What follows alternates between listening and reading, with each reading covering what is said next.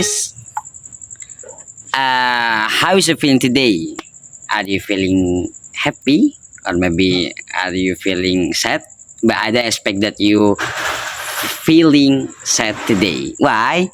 Yeah, because before I start, I hope that in whatever condition you have today, you will always be happy and always be well.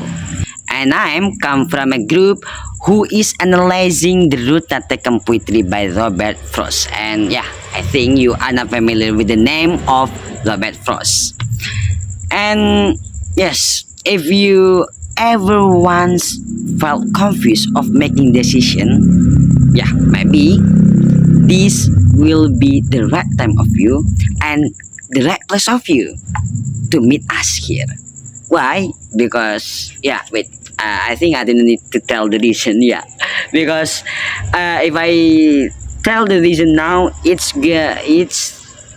is not being a surprise for you. So that's, if you want to know, let's join our analysis. So here we would like to analyze through the TP-Case analysis. So if you want to know the detail, if you want to know more about our analysis, let's join our discussion with me and my friend. They are Nistina Dia Atira with the student's identity 007 and Andini with the student's identity 037, and myself Ilmaziti Mubarak with the student's identity 302. See you at the discussion. Catch later. The Road Not Taken by Robert Frost. Two roads diverged in a yellow wood, and sorry I could not travel both. And be one traveler long I stood, and looked down one as far as I could, to where it bent in the undergrowth. Then took the other as just as fair, and having perhaps the better claim, because it was crazy and wanted where, to as for that the passing there had warned them really about the same, and but that morning equally lay in leaves no step had trodden black. Oh, I kept the first for another day, yet knowing how way leads on to way, I thought that if I should ever come back, I shall be telling this with a sigh. Somewhere ages and ages hence, two roads diverged in a wood, and I took the one less traveled by, and that has made all the difference. The first is title. The title is The Road Not Taken. The prediction is journey of life, choices, struggles, and traveler story. The second is paraphrase. Now I will perform to you paraphrase for The Road Not Taken by Robert Frost from stanza 1 until stanza 4. Stanza 1. Before paraphrase. Two roads diverged in a yellow wood, and sorry I could not travel both. And be one traveler long I stood, and looked down one as far as I could, to where it bent in the undergrowth. After paraphrase stanza 1, two roads split apart in an autumn forest. I felt sad that I couldn't follow both paths. I stood there for a long time. I looked at one path as far as my eyes could see, until I saw where the path disappeared among the bushes. The second stanza, before paraphrase. Then took the other as just as fair, and having perhaps the better claim, because it was crazy and wanted where. Though as for that, the passing there had warned them really about the same. Stanza 2 after paraphrase. I choose the other path, which seemed equally good. It might have been a slightly better choice, because it was covered in grass and seemed less traveled. But even so, the people who had walked on it had worn down both paths to be almost the same. The third stanza, before paraphrase. And both that morning equally lay in leaves no step had trodden black. Oh, I kept the first for another day, yet knowing how way leads on to way, I doubted if I should ever come back. The third stanza after paraphrase. Both paths looked exactly the same that morning. No one has gone through it before me. I decided to save the first path for another time. I don't know what I'm going to face. I didn't think that I would return. The fourth stanza before paraphrase. I shall be telling this with a sigh. Somewhere edges and edges hands, two roads diverged in a wood and die. I took the one less traveled by, and that has made all the difference. The fourth stanza after paraphrase. One day, I'll be talking about this story with regret. There were two paths that split apart in the forest. I chose the path that fewer people had taken, and that choice had made a big difference in my life. The third is connotation. Rhyme. Rhyme in stanza 1 is ABAAB. You can see in the last words in every sentence, the rhyme of would, stood, could is same, so it's A. Then the put and could is a B. So the rhyme is ABAAB, and the rest of the stanza is same, so it's followed by rhyme ABAAB. The rhythm that Robert Frost used is iambic tetrameter. For example, 2 is unstressed, roots is stressed, die is unstressed, first is stressed, in is unstressed, is stressed, ye is unstressed, low is stressed, wood is unstressed. Then n is unstressed, so is stressed, re is unstressed, I is stressed, could is unstressed, not is stressed, travel, the tre is unstressed, the full is stressed, both is unstressed. Then n is unstressed, b is stressed, one is unstressed, tre is stressed, f is unstressed, ler is stressed, long is unstressed, I is stressed, stood is unstressed. N is unstressed, lu is stressed, ket is unstressed, down is stressed, one is unstressed, s is stressed, far is unstressed, s is stressed, I is unstressed, could is stressed.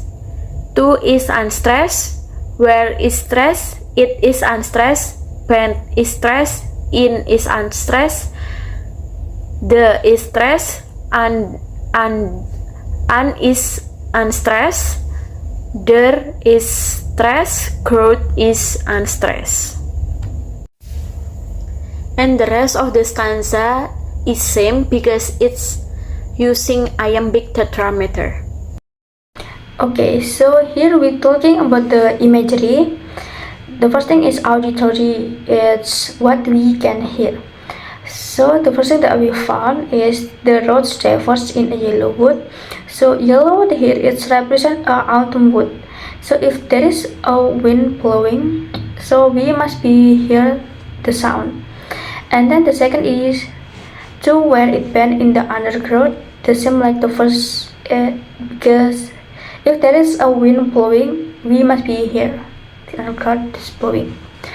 And the third is because it was crazy and wanted wear.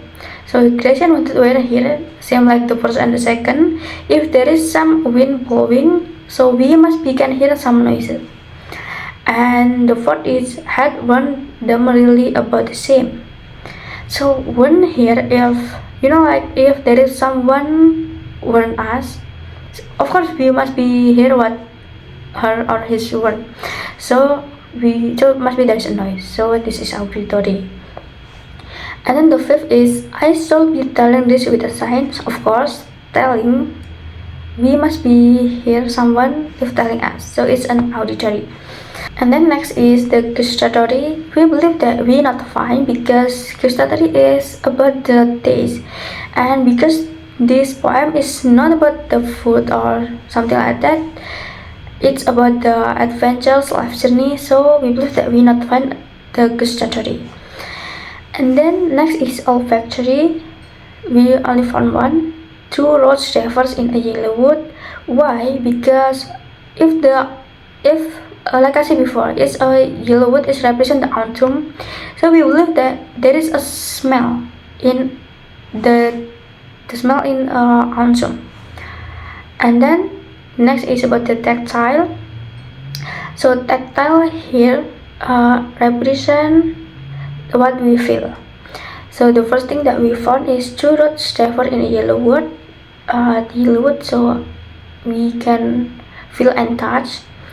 And then the second is to where it bend in the undergrowth. We also can feel and touch the undergrowth.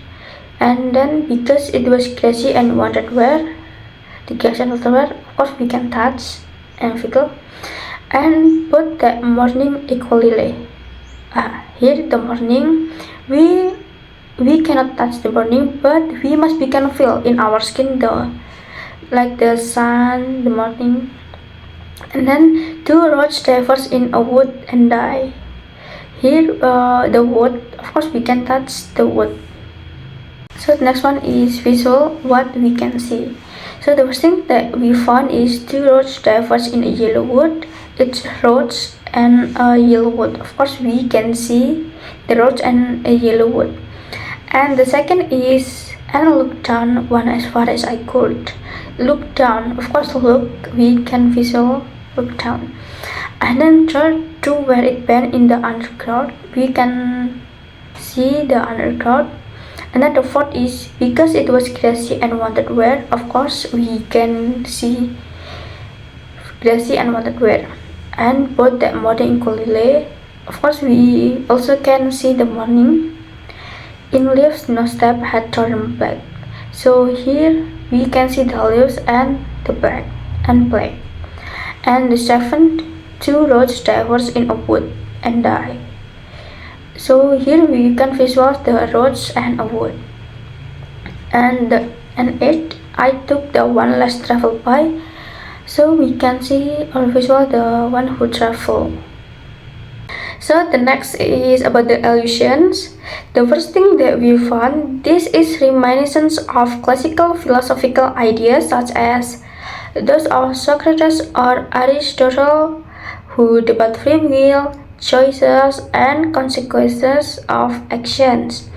And the second that we found is the imagery of two diverging roads can be linked to a biblical allusion from the Gospel of Matthew 7:13-14, which talks about the narrow gate and the wide gate. So it's representing different life paths. And then the next one is symbolism. We found the roads as representing the choices we face in life. And the second is the yellow wood. It suggests about the autumn. And the third is traveler. It represents the person who facing life's choices. And the last one is morning. It's represent about the new beginning. And then the point of view of this poem is first person. So we will talk about the figurative language. Figurative language in the road not taken by Robert Frost, which is focusing on metaphor, simile, hyperbole, and personification. So here we will talk about metaphor first. So the poem itself a metaphor for life choices. The two diverging roads, two roads diverge in a yellow wood. It symbolizes different paths of one can take in life. So it's representing the decision that accepts our destinies. And the second is about the simile. Well, the poem doesn't use direct similes, so one might interpret the imagery of the roads as being similar to the choices in life. So here, for example, choosing one road over another can be linked to selecting one life directions over another. And then hyperbole. The speaker reflects on how the choice of road will make all the difference which stays inside the body. I took the one less traveled by, and that has made all the difference. This statement exaggerates the impact of choices, so emphasizing the weight of decisions and their lasting consequences on life's journey. And then it's about the personification. The phrase "the roads not taken" is personified as they want the travel to choose them.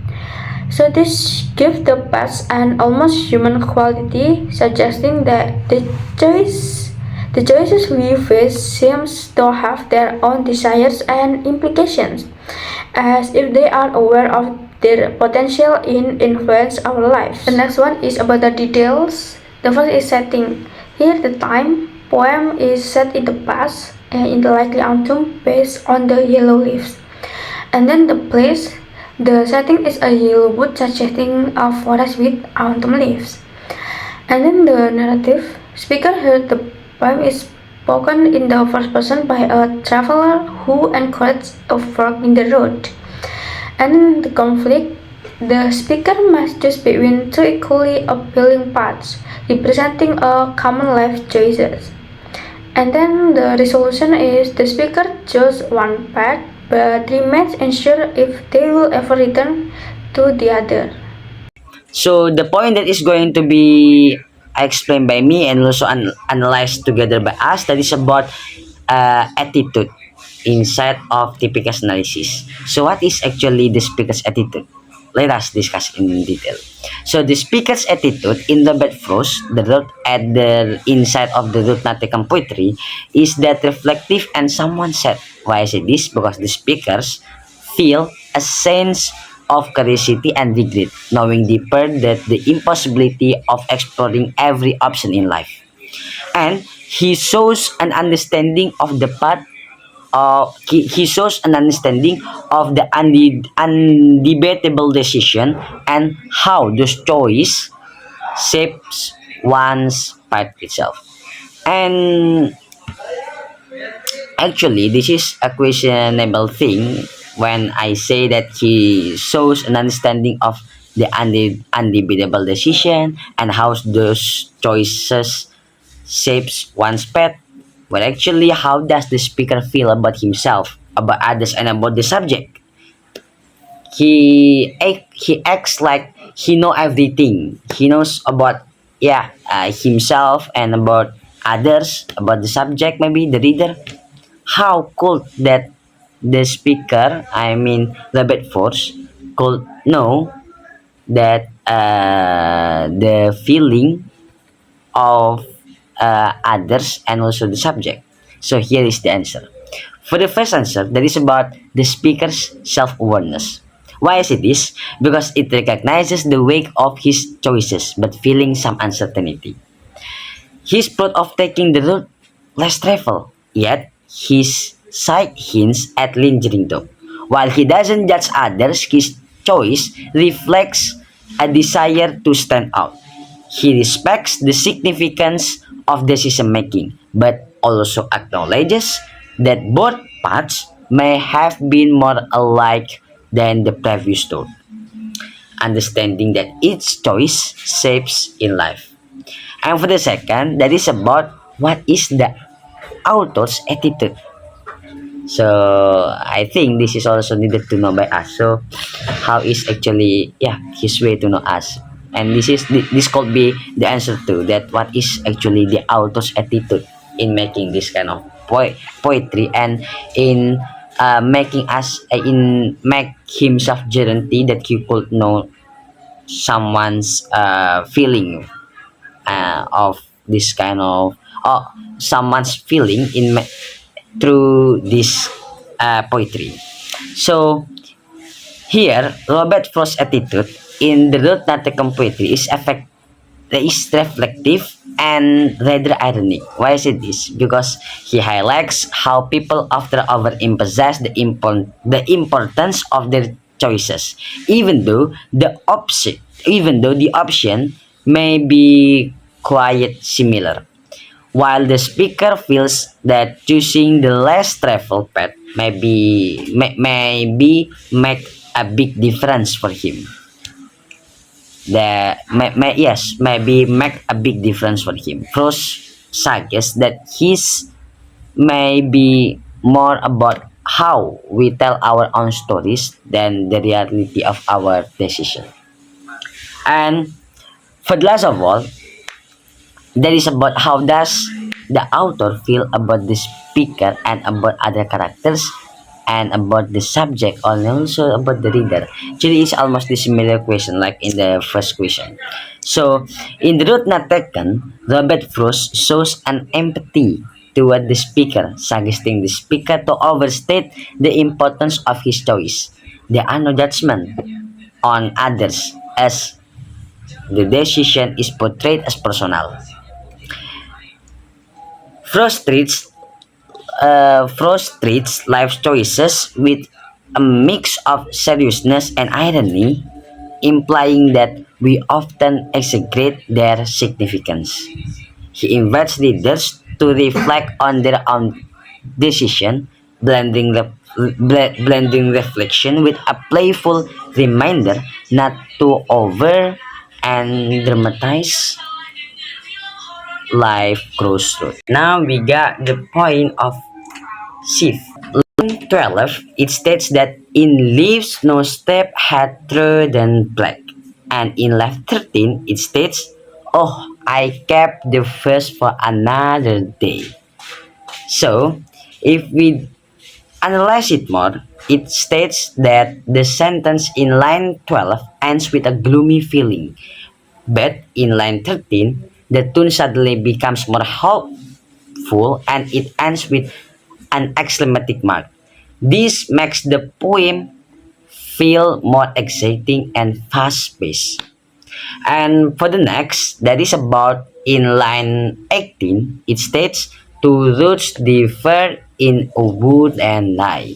And in line 19, it states, I took the one less traveled by. So the repeated I here and the double hyphens emphasize the speaker's personal responsibility for his decision and his sense of pride in his choices. So for the last of all, that is about safe in time. So in line 15 to line 16, actually the poem is about something that happened in the past, but then it suddenly talks about the future. This shows how happy the speaker is about and the choice they made. And for the next, after we got the analysis, after we have analyzed about shift in tune and also shift in time, now we got about title. we got the point of title here. Let's analyze the title, because title is also a part of TPCAS analysis. And after title, we will get theme. So before we jump to theme, let us discuss about title. So the title that states in the poetry, the route not taken, initially suggests the speakers might regret not taking a certain path. However, by the end, the speaker seems content with his choice, implying that it has positively shapes his life without focusing on regret. So means that at the root not taken poetry, it tells us that the speaker take the road less travel. But here the speaker tells that you should not actually regret of the ways that you take, even that yeah even that your choice could describe your future next, but it is not actually focusing on the regret itself, but it is actually the value of you and the job of you to exactly focus in the how to solve your problem if you got the wrong choices itself. And for the last of all, that is about dim. Yes, as I have said just now, after title we got dim. So this dim is also explored and expressed through the speaker's introspection and self-doubt, as he wonders whether his choice was right and whether he would have been better off taking another path. The poem ultimately leaves the reader with a sense of uncertainty and ambiguity. We can never fully know what the outcome of our choices will be. So here in the theme that the poetry of this the poet of this poem shows us as a reader that there are some uncertainty and also ambiguity when we have already sometimes when we have already choose our choice itself. And what is being a job for us, and a job for us, a task for us after we have already decided our choice. Well, it is actually the job that we never fully know what the outcome of the choice that we got, but the important thing is that when we get the bad outcome of our choice, so it is being a job for us on how that the bad outcome could be a good outcome for us, so how we could change the point of the worst outcome that we never expect before, guys. So guys, before we close our discussion, our analysis today, I think it is better for us to know the point of today's analysis, because I think after we have already known more and discussed more about the route not taken poetry by TPCAS analysis, I think it is still less if we don't get one only point inside of this analysis. So that's why me and my friends would like to say one message for you, and maybe this message is also important for you in your life continuously.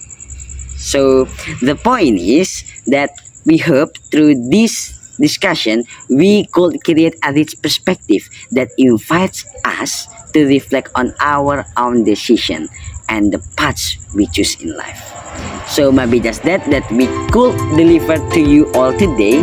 And last we say, catch later.